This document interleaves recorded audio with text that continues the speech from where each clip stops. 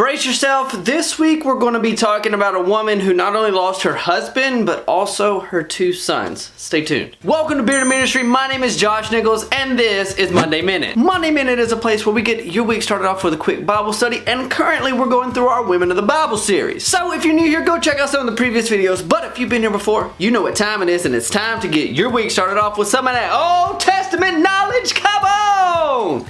Let's get started. In this episode, we're going to be talking about a woman named Naomi, and you can find her story in the book of Ruth. Naomi was married to a man named Elimelech, and they lived with their 2 sons in the town of Bethlehem. Hey, that's where Jesus was born!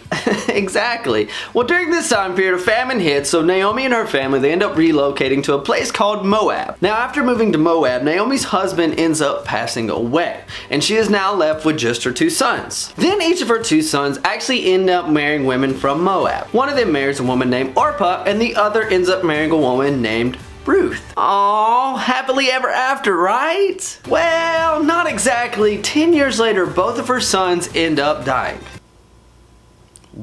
What? After her 2 sons pass away, Naomi actually decides to return back home. Naomi tells both of her daughter-in-laws to actually return to their mother's homes, and she hopes that they are able to remarry. Both Orpah and Ruth, they end up saying, "We will go back with you to your people." And while this was nice on their part, Naomi continues to urge them to return back to their own homes. Towards the end of chapter 1, we actually see how broken Naomi is from everything that has happened in her life. Once she arrives back in Bethlehem, the whole town is excited to see her, and the women come up and say, "Can this really be Naomi?" But then we see this powerful reply from Naomi in verses 20 and 21 where it says, "Don't call me Naomi," she told them. "Call me Mara, because the Almighty has made my life very bitter. I went away full, but the Lord has brought me back empty. Why call me Naomi? The Lord has afflicted me. The Almighty has brought misfortune upon me."